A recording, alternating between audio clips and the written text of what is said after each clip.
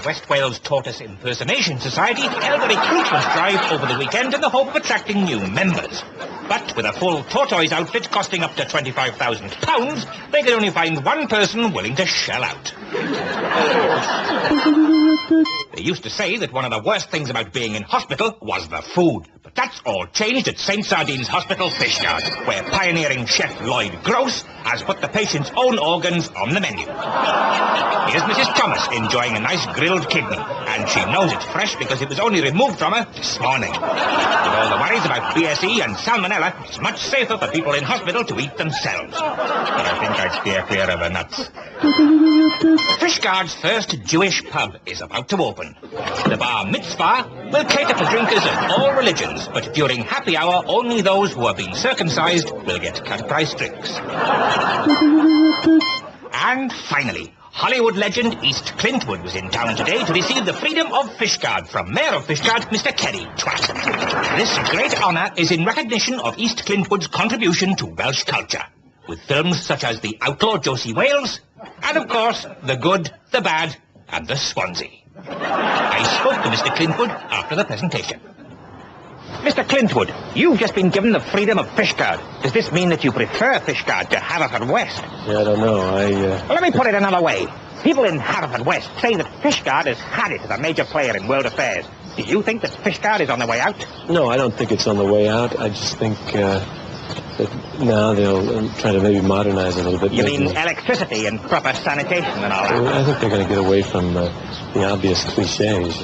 Yeah, electric light would be a bit obvious, wouldn't it? And finally, Mr. Clintwood, do you think that you'll move to Fishguard now? No, definitely not. East Clintwood there, who will soon be moving to Fishguard.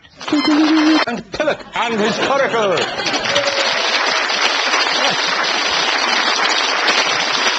Yeah, lovely to see you. There's something different about you this week. Oh, no, there isn't. I made a mistake. Now, Geraint, I must admit I was a bit shocked when I found out what your challenge is this week, because you challenged yourself to eat your own coracle. Yeah? Why do you want to eat your own coracle? Mainly because it's a challenge. First of all, it's a challenge for me. Secondly, it's a challenge for the coracle.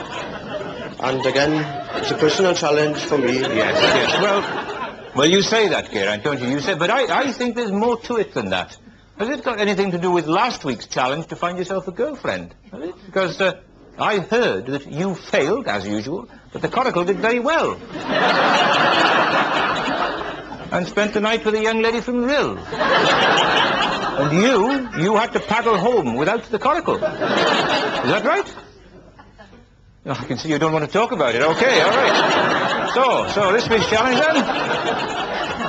This week's challenge is to eat the coracle. That's going to take a while, isn't it? Get through that. Could take anything from between 12 and 50 hours. Yeah. Aren't you a bit worried that the seat might stick in your throat? It could be very dangerous, and yet on the other hand, it's going to be all right. Oh. So you're optimistic about all this, then? I'm very optimistic. Oh. I will do it. Yeah. Talking on a long term view, I will do it. Yeah. I'd like to do it this first time. First time, yeah. Well, you want to have it when it's hot, wouldn't you, really? You don't want to be eating cold coracle sandwiches for weeks after, do you? So what do you do? Will you have the paddle as an hors d'oeuvre? Hors d'oeuvre. Hors d'oeuvre.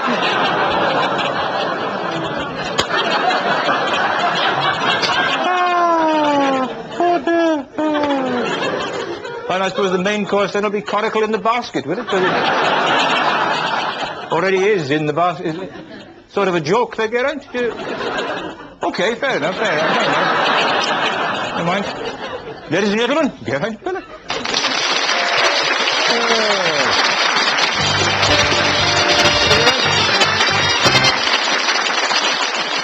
Fact. Global warming is actually happening. Fact. Every time you drive your car, you make it worse.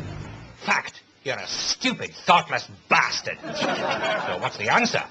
The Gwilym Envirovan's the answer. Sustainable, safe, but above all, stylish. The Gwilym Envirovan doesn't just turn corners, it turns heads as well. And on a full tank of straw, the Envirovan has a range of then 500 yards. So it's ideal for those journeys where it would be more sensible to walk.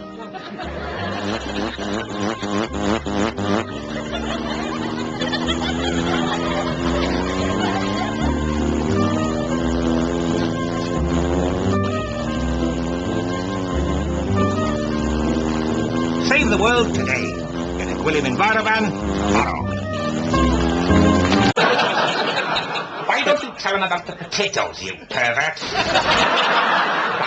The only man in Wales to get VD off a potato. No, that's not... It wasn't... Oh, yeah. Been hanging around the greengrocers recently, fingering the King Edwards. Stop all that. I can just see you now in the kitchen, peeling the little brown skins and looking at them like a rabid parakeet. What? What do they know about you in the chip shop, you potato sexual?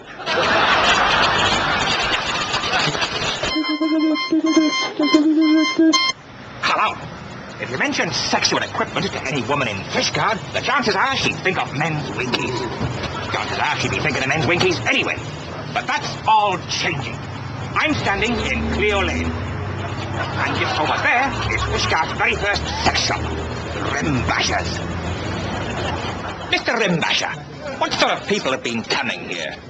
I don't mean that in a dirty way. All types of people. Intelligent, educated people, some that aren't so intelligent. Stupid people.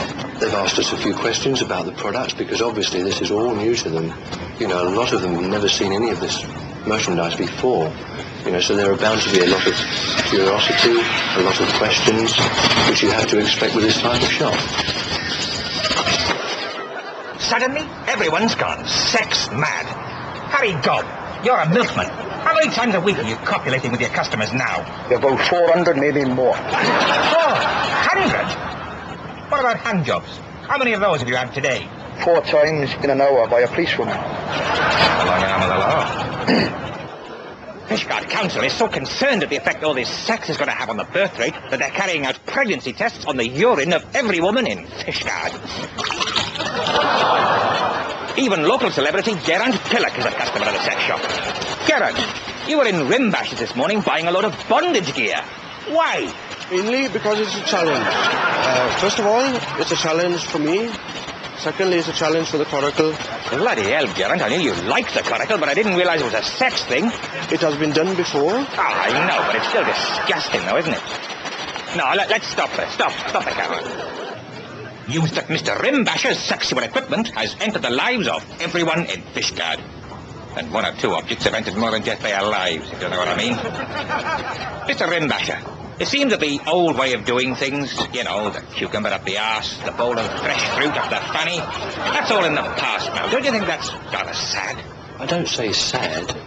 People or publicity companies, newspapers have been pushing the permissive society for a long time, which I don't think really exists. Oh, yes, it does. There's a branch in Haverfordwest.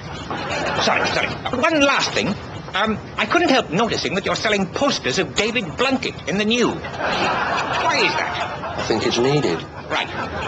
Thanks very much, Mr. Rimbasher. Oh, sorry. This is HUGH Pugh in Fishguard.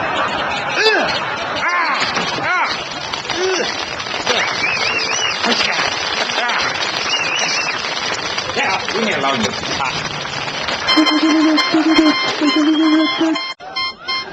finally, the town of Fishguard got itself a fire brigade today after years of campaigning. The volunteer force of part-time firemen was soon in action. A note is passed to Mr. Tupp in the post office, informing him of the blaze. And he quickly alerts his brave firefighting colleagues who drop everything and rush to the scene to do battle with the conflagration. Good. Who's that? Oh, boy. I'll get him. Hop in, boys. Got a bit younger now. Right, get Right. what's that? Fix him on. What is it? Charlie! I got it, yeah. It was just pure bad luck that the fire went out 2 hours right after. Mayor of Fishguard, Mr. Kerry Twat, said he was relieved that Fishguard people could now set fire to their homes in complete safety.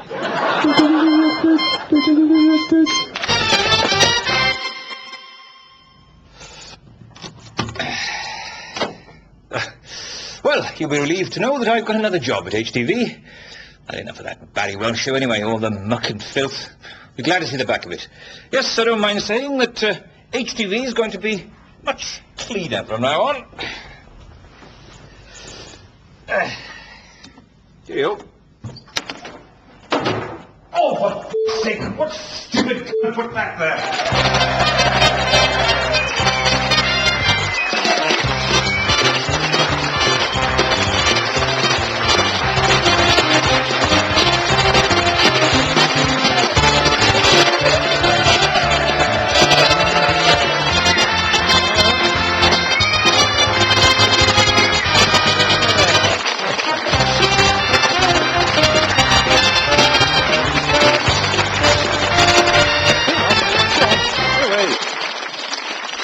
do you think about all that stuff where we take the piss out of Fishguard? I object to it. What about where we cut up old interviews to make people look stupid? I object to it. I don't care for the idea at all.